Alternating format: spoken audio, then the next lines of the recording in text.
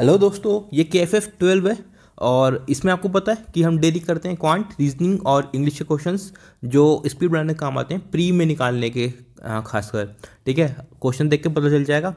तो जैसा कि हमारा फॉर्मेट है, पहले हम करते हैं जल्दी जल्दी, फिर बाद में जो क्वेश्चन होता है जिसको ज़्यादा समझाने की जरूरत होती है बट मैं जल्दी कर देता हूँ, उसको हम देखते हैं लास्ट में।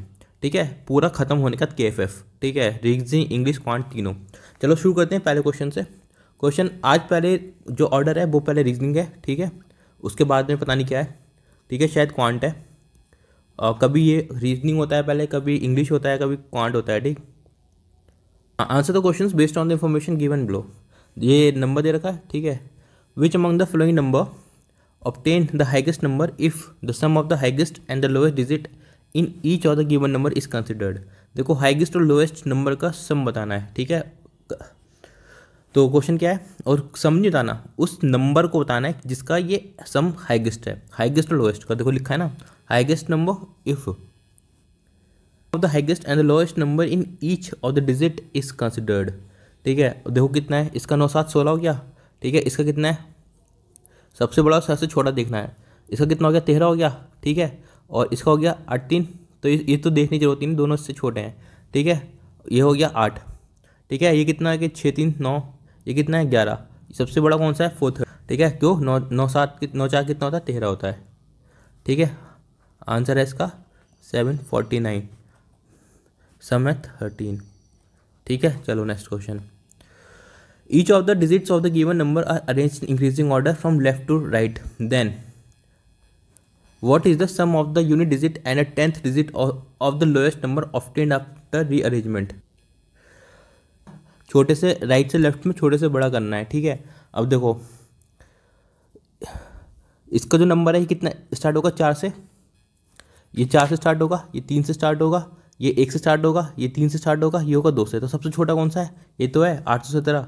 तो रीअरेंज हो कैसे आएगा, ये 1 7 और 8।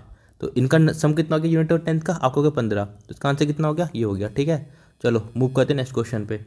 If all the even digits in the number are added to the each of the given numbers, then what is the third highest value obtained. देखो, थर्ड हाईएस्ट वैल्यू बतानी है और इवन डिजिट को ऐड करना है numbers में।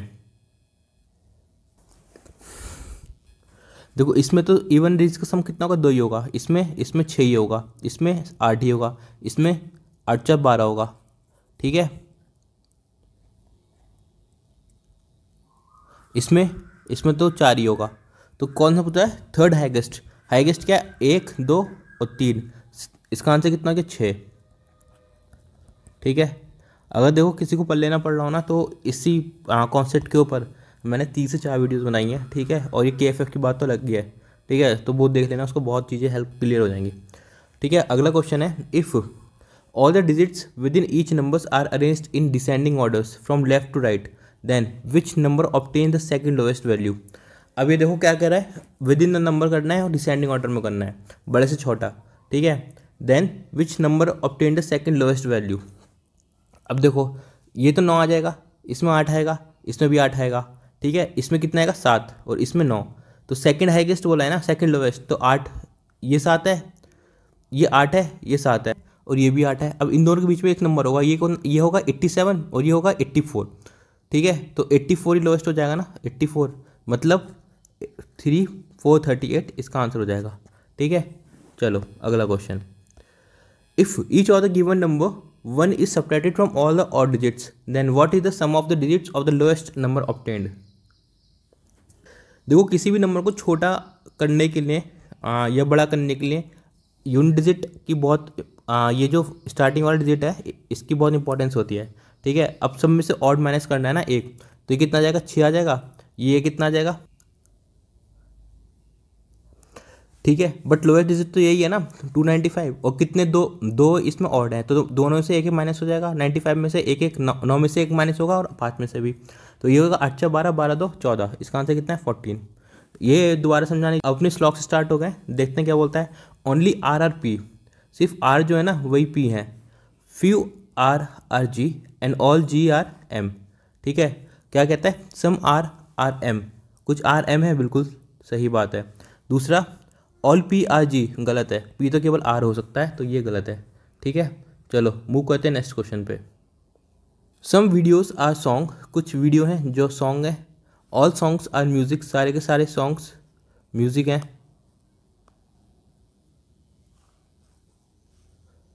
ठीक है, फिर क्या है, नो वीडियो इज मूवी, कोई भी वीडियो मूवी नहीं है। ये क्या है, ये म्यूजिक है, और कोई भी वीडियो क्या नहीं है, मूवी।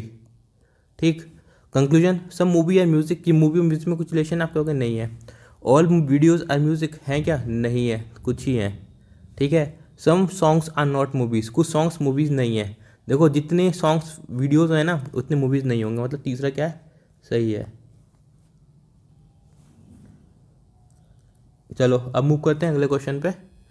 नेक्स्ट क्वेश्चन है, ऑल शॉक्स नहीं, ऑल शूज़ आर शॉक्स। ये क्वेश्चन मुझे लग रहा है कि मैंने किसी स्पीड टेस्ट में करवाया है।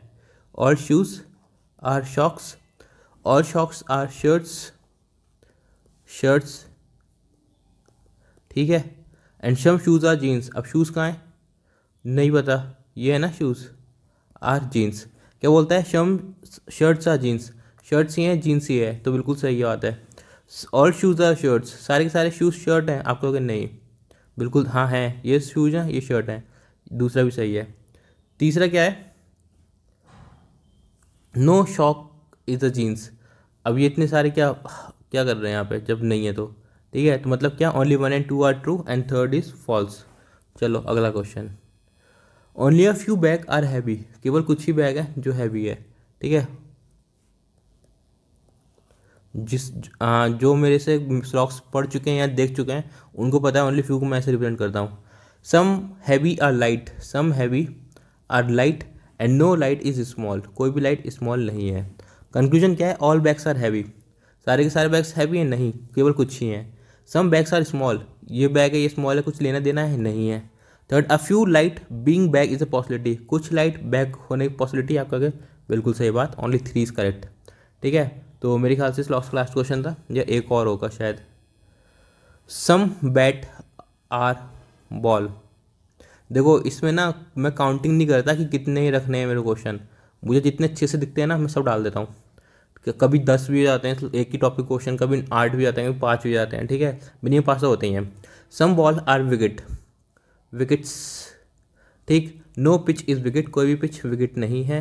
ठीक है, कंक्लूजन क्या है, सम बैट आर पिच, ये बैट है ये पिच है, कोई लेना देना है आपका, कोई बिल्कुल नहीं। दूसरा, सम बॉल आर नॉट पिच, कुछ बॉल पिच नहीं है, बिल्कुल इतनी वाली जो बॉल्स हैं वो पिच नहीं होंगी। तीसरा, ऑल बॉल्स आर विकेट, सारी सारी बॉल विकेट हैं, आप कहोगे नहीं, तो इसका मतलब क्या है, ओनली कंक्लूजन 2 फॉलोज।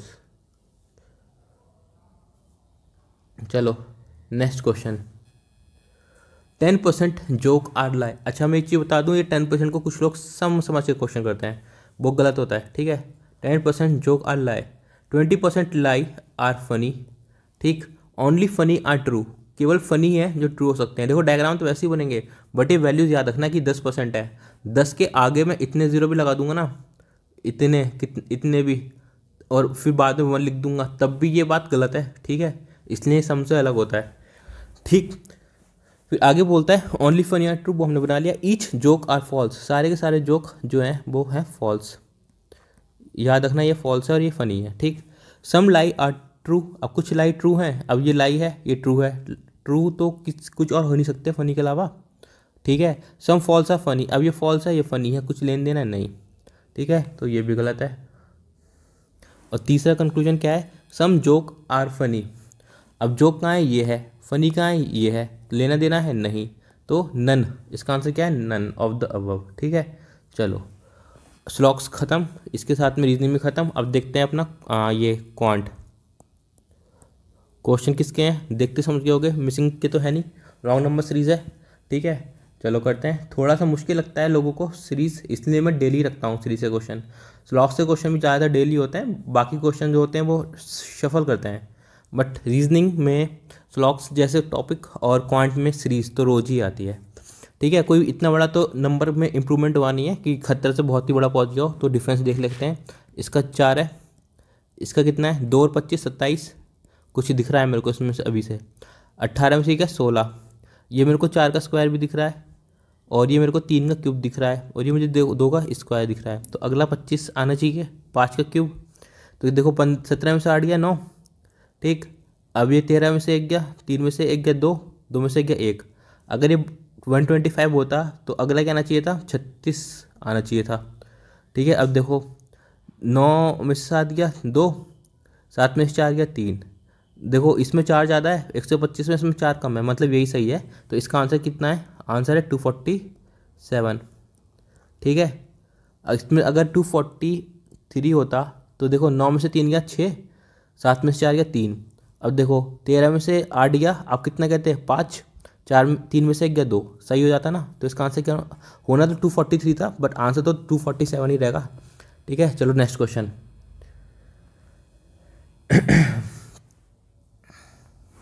117 89, देखो यहाँ कम होता चला जा रहा है, ठीक है।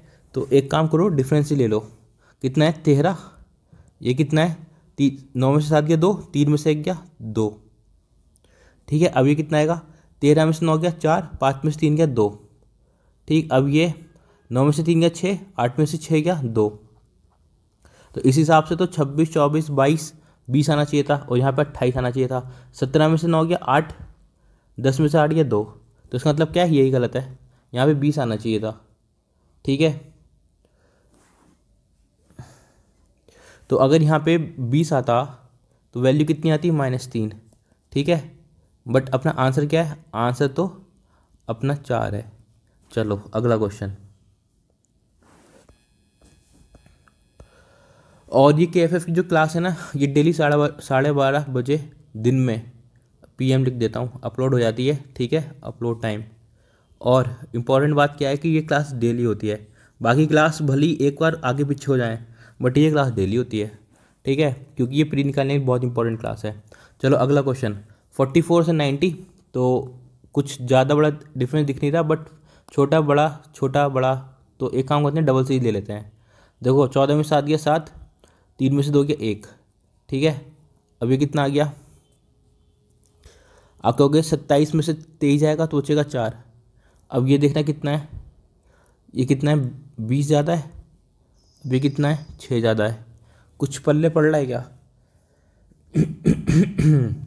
तो इसमें तो कुछ भी यूनिफॉर्म है नहीं, ठीक है। तो एक काम करो, इसको दोबारा लिखो सीरीज़ को। 40 आप तो लिखोगे, ठीक है। मैं चाहूँ तो रफ कर सकता हूँ, बट मैं रफ कर नहीं रहा, जिससे कि सामने रहे कि हमने ये भी ट्राई करा है, ठीक है। अब देखो ये कितना है, अब कहोगे इसका दुगना होता है 88।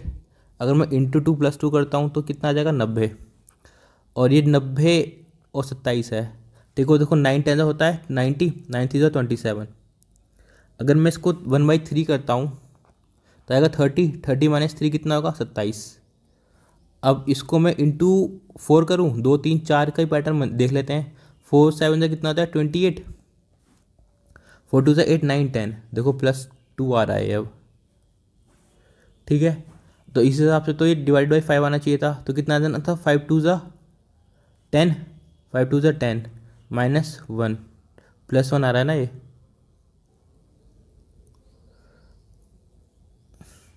और ये कितना है, देखो 2 3 2, यहाँ भी तो 3 या 2 आना चाहिए था, तो मतलब यहाँ ही कुछ कमी है, ठीक है। अगर यहाँ पे मैं -3 कर देता तो यहाँ आना चाहिए था 20, ठीक है। और फिर यहाँ आना चाहिए था इंटू 6 + 2, तो 20 × 6 कितना होता है 120, 120 + 2 122, तो इसका आंसर कितना है 23 है, ठीक है। आंसर है इसका 23, ठीक है। चलो अगला क्वेश्चन। तो कितना आएगा 22 आ जाएगा, 22 में से 3 माइनस करूँगा तो आएगा 19, 19 × 6 कितना आएगा, आपका 6 4 6 9 54, 6 5 11 +2, तो 116 ही आ रहा है ना। इसका मतलब क्या है, यही गलत है, ठीक है। अब चलो देखते हैं अगला क्वेश्चन। 13 17 27, देखो कुछ बड़ा अंतर नहीं है, ये कितना है 4 का डिफरेंस है, और ये कितना है, ये 10 का डिफरेंस है, ये कितना है 10 का डिफरेंस है, ये कितना है 13, देखो 3 ज़्यादा, चलो 13 में से 7 गया 6, 4 में से 3 गया 1, ये कितना ज़्यादा है 20 का, ठीक। ये मेरे को 4 का डिफरेंस दिख रहा है। अगर यहाँ पे 8 होता, यहाँ 12 होता, ठीक है, तो इसका मतलब 27 को अगर मैं 29 कर दूँ, 29 नहीं, अगर मैं इसको 25 कर दूँ, ठीक है 25,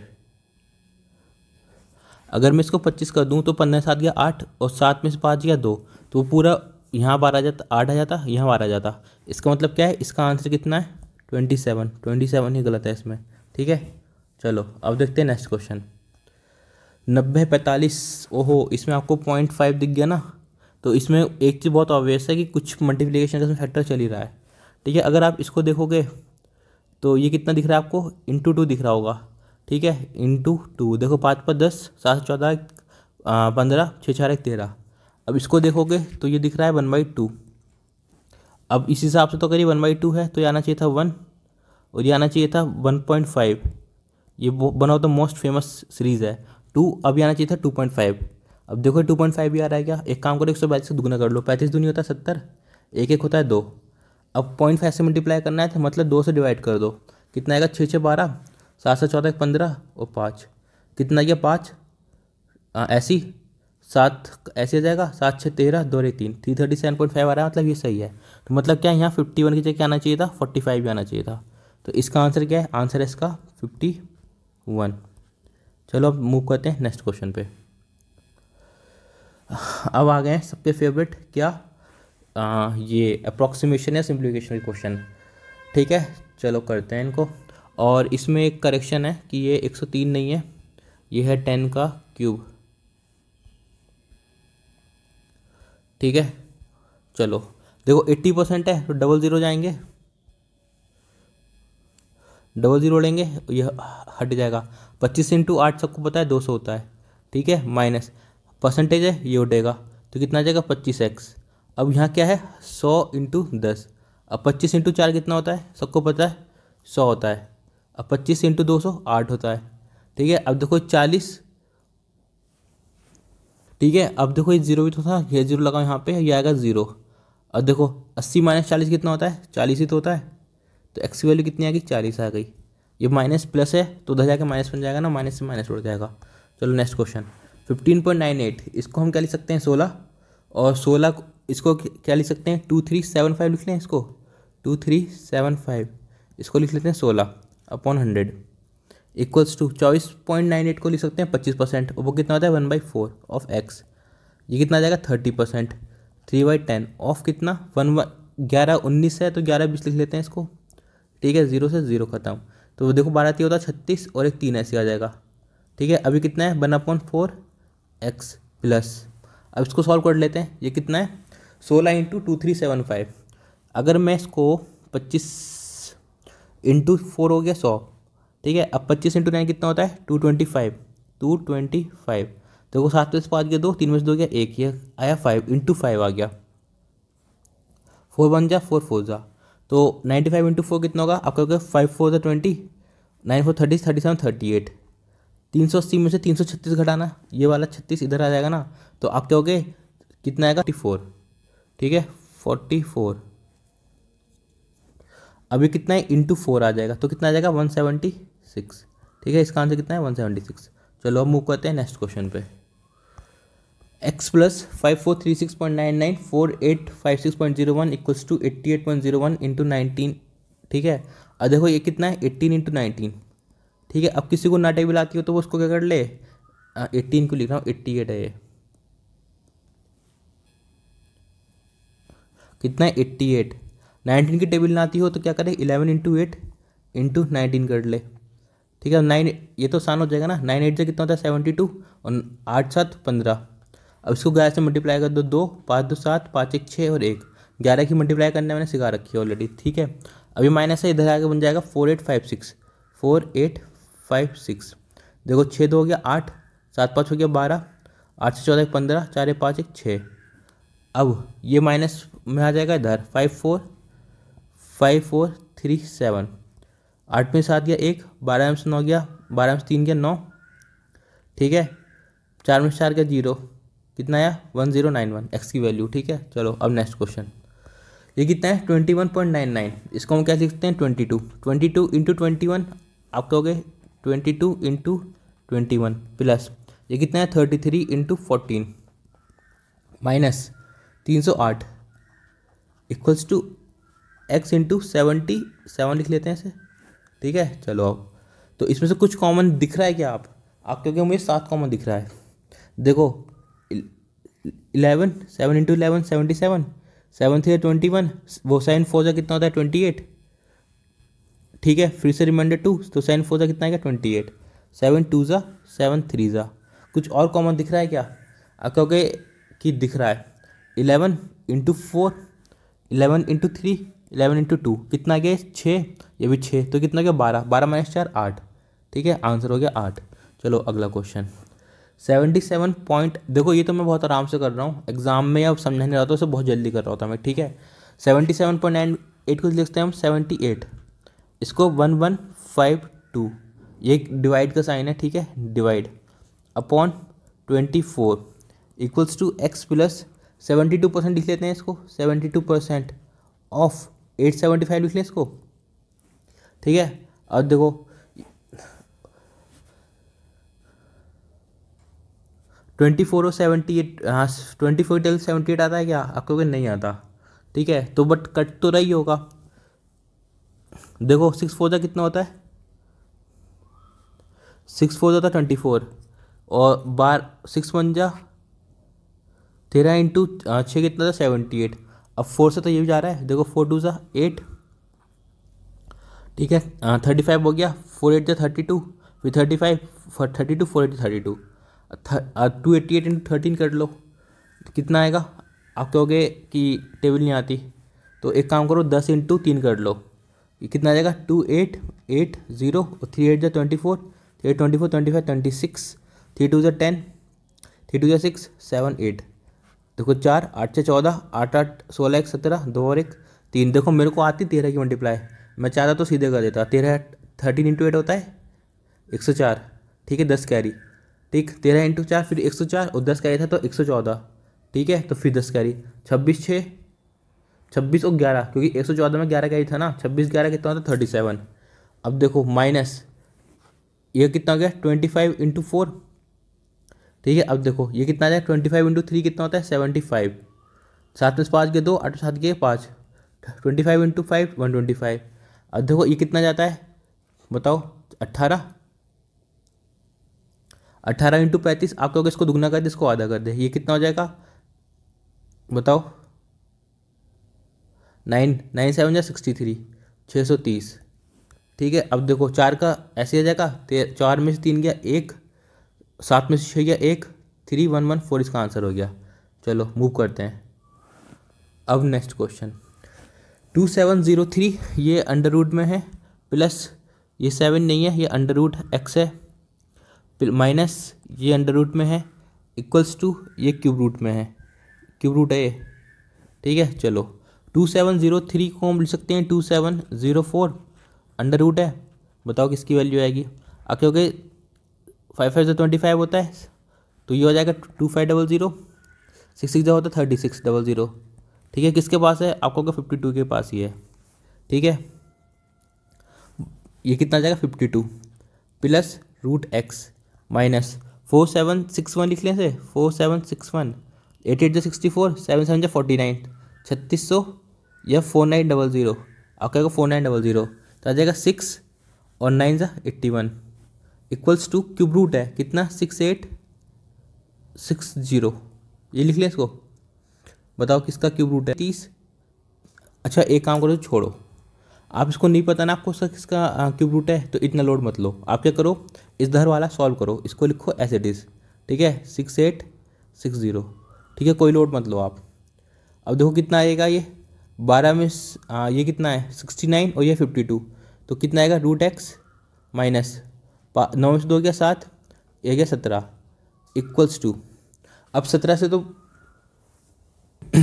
देखो अगर यहाँ प्लस होता तो मैं इस हिसाब से लेता कि इससे ये वाला नंबर बड़ा होता कि निगेटिव में आ जाता, बट अभी 17 है तो मेरे को कुछ तो करना पड़ेगा और इसको एरो रूट बनाना है, इसको ऐसे मल्टीप्लाई भी करनी है। तो एक काम करो 6860 को सॉल्व करना ही पड़ेगा। देखो ये तो कन्फर्म है कि वंस में ही होगा, मतलब 11s में ही होगा। देखो 15 का स्क्वायर कितना होता है, अब क्यूब कितना होता है, क्योंकि 15 का स्क्वायर होता है 225 इंटू 15 होकर लो उसे तो देखो कितना आएगा 15 15 पंजे 75, 7 कैरी 15 30 30 7 37। ठीक है 3 कैरी 30 और 3 33, देखो 15 कहाँ, 6860 कहाँ, और आपको ये भी पता है कि 20 का कितना होता है, 2 to the 4, 4 to the 8, 1 2 3, ठीक है। और इसके ऑलमोस्ट पास में ही है ना, तो ये 18 या 19 के आसपास का रूट होगा, मेरे को याद है, इसलिए मेरे को पता है कि ये 19 का है, ठीक है। अब कितना हो जाएगा, 9 7 16, 1 2 1 3, 36, और 36 का स्क्वायर कितना होगा, आप कहोगे कर लेना, कितना आता है 1296, ठीक है। तो ये इसका आंसर हो जाएगा। चलो मूव करते हैं अगले क्वेश्चन पे। In the given questions 3 statements are given revolving around the same theme और the idea, decide which of the sentence are grammatically and meaningfully correct and mark the answer correctly, ठीक है। अब इसमें से बताना है कि कौन सा सही है और कौन सा गलत है। पहला क्या है, policies and the good intentions are not enough on their own, their आना चाहिए कि इट्स आना चाहिए, इट क्या सिंगुलर है, और ये क्या है, पॉलिसीज एंड गुड इंटेंशंस, दो चीज़ें ना, ये दो चीज़ें, तो क्या आना चाहिए, देयर ही आना चाहिए, ठीक है। तो ये तो सही है। दूसरा क्या, companies need to invest significant resources in changing their people while the leaders will need to show the considerable determination to overcome entrenched attitudes.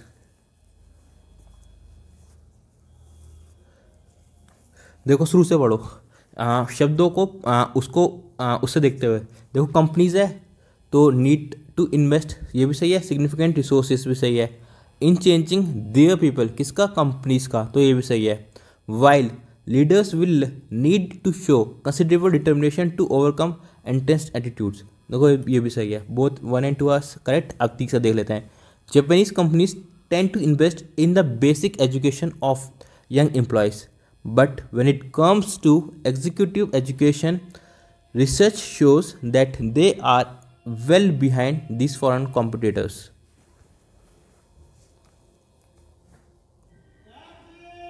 दिखाई दे रही होगी देयर, देयर आना चाहिए कि देयर, देखो यहाँ पे देयर था तो सही था, बट यहाँ देयर है, तो मतलब क्या आना चाहिए, देयर, ठीक है। चलो अगली गलती देखते हैं आप, इसका आंसर क्या है, 1 and 2 आर करेक्ट, तीसरा क्या है, रॉन्ग। चलो क्या है, in the following sentences 3 sentences are given, ये सेम क्वेश्चन है, बस अब ये बताना है कि इसमें कौन सही है कौन सा गलत है। पहला क्या है, talented employees want more than a pay check and the chance to do what they are told for 40 years, ठीक है, ठीक है। इसमें तो कोई कमी दिखाई दे रही थी मेरे को, ठीक है। अगला क्वेश्चन है, old notions of loyalty based on time served are irrelevant today, ठीक है। सर्व्ड क्यों आया, कि ओल्ड नोशंस की बात कर रहा है, तो ये भी सही है। It's commitment that counts and not to give this employees want jobs that exciting and meaningful at organisations that care about more than money, इसमें तो सब सही है। ऑल, देखो ये अपना प्रैक्टिस क्लास है इसलिए समझा नहीं रहा हूँ मैं, जब अपनी इसकी वो आएगी ना कॉन्सेप्ट वीडियोस तो समझाऊंगा अभी, ठीक है। क्वेश्चन क्या है और सही में क्या ही समझाऊं, जो सही है, इतनी महारत हासिल नहीं है इंग्लिश में मेरे को, बस पता चल जाता है कहाँ गलत है क्या सही है। जापान इकोनॉमी हैज़ आएगा कि हैव आएगा, ये तो मैंने वैसे ही सही पढ़ दिया, हैव की जगह हैज़ आना चाहिए, ठीक है, ठीक है, हैज़ आएगा यहाँ पे, हैज़ सिंगुलर है ना Japan. For example, it is one of the China's nearest neighbours which creates, कौन, इट इज़, विच क्रिएट्स, इसलिए ES आया है, great export potential as well as the ability to achieve economics of scale and benefits from low cost employees, ये तो सही है, ठीक है। अगला देखते हैं, other countries close by offer equally exciting economic opportunities take to regional growth date, ये आएगा date, date is far more dynamic than anything occurring in the Europe, ये भी सही है। 1 गलत है इसमें, 1 इज रॉन्ग, 2 and 3 जो है वो राइट है। चलो अगला question, in the flowing questions 3 sentences are given, देखो expectations of the business are increase या इंक्रीज्ड, जल्दी बताओ, यहाँ कुछ तो कमी है ना, आर इंक्रीज या आर इज इंक्रीज्ड, या आएगा तो ईडी। ठीक है, तो इसमें ऑलरेडी पहला तो गलती मिल गया हमें।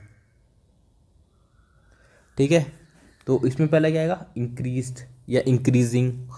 इंक्रीज तो नहीं आएगा ना, अब इंक्रीज आएगा इंक्रीजिंग आएगा, वो सेंटेंस में बदल जाएगा। ठीक है, whether from employ society of consumers, अब देखो कुछ भी पास्ट में नहीं दे रखा तो इंक्रीजिंग आएगा। ठीक है,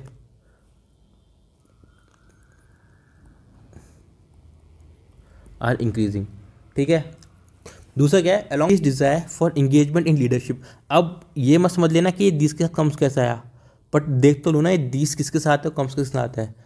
देखो अलॉन्ग विद दिस तो ये एक हो गया। ठीक है, क्या लिखा है, कम्स एंड इंक्रीज डिज़ायर, ये दिस कम्स किसके लिए, ये है कम्स डिज़ायर के लिए। ठीक है, फॉर इंगेजमेंट इन रिलेशनशिप्स, तो ये तो सही है, 2 इज राइट। तीसरा क्या है, businesses need a shift in mind set to focused या टू फोकस, टू फोकस। ठीक है, तो इसमें क्या है, 1 एंड 3 आर रॉन्ग, 1 एंड 3 जो है वो रॉन्ग है, 2 है राइट। चलो, too often leaders focus exclusively on driving the achievement of company goals and in that push deny the inherent human need to learn.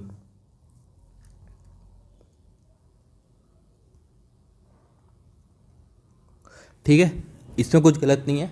देखो लीडर्स था, इसमें फोकस आ गया। ठीक है, exclusively on driving the achievements of company goal and in that push deny the inherent human needs to learn, तो इसमें कुछ गलत नहीं था। दूसरा देखते हैं, पीपल वॉन्ट्स। अब देखो पीपल प्लूरल है कि सिंगुलर है। ठीक है, अगर ये प्लूरल है तो इसके बाद में वॉन्ट्स नहीं आना चाहिए था, वॉन्ट आना चाहिए था। ठीक है, वॉन्ट। देखो मैं हर केस में बोलता हूँ कि जो मैक्सिमम एरर्स होते हैं ना वो सब्जेक्ट एंड वर्ब एग्रीमेंट के होते हैं। फिर उसके बाद आप प्रीपोजिशंस को देख सकते हो। ठीक है, ये देयर एंड दियर जैसे शब्दों को दे सकते हो।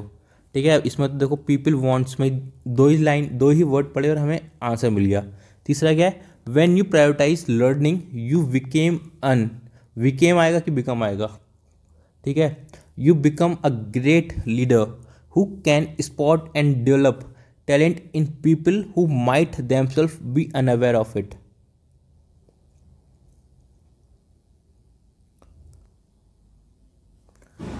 ठीक है, अब आप एक चीज देखो, इसमें लिखा है पीपल वांट्स, तो ये तो तीसरा क्या है, देखो थर्ड में कोई गलती नहीं है। देखो कैसे, इसमें लिखा है व्हेन यू प्रायोरिटाइज लर्निंग।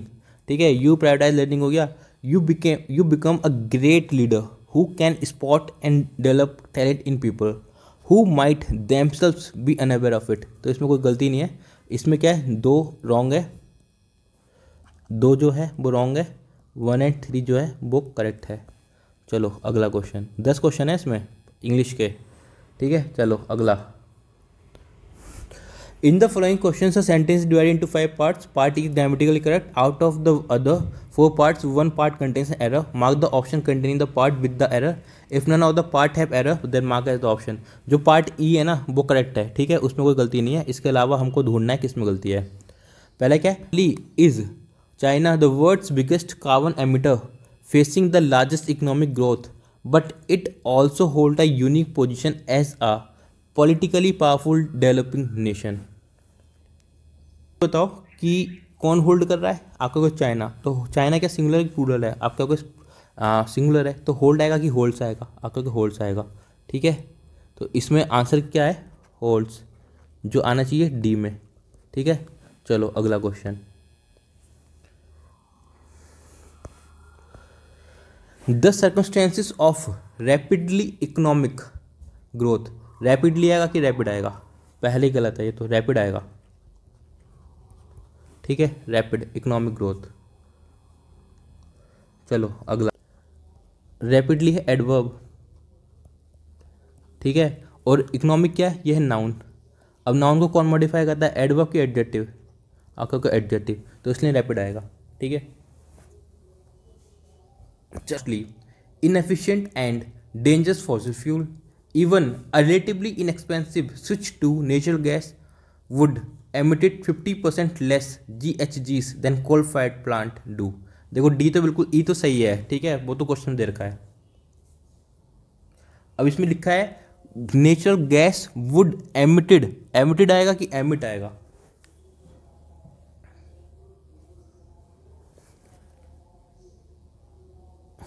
देखो वुड है ना, वुड, तो वुड क्या लेता है, बेसिक फॉर्म में तो लेता है, तो एमिट नहीं आएगा।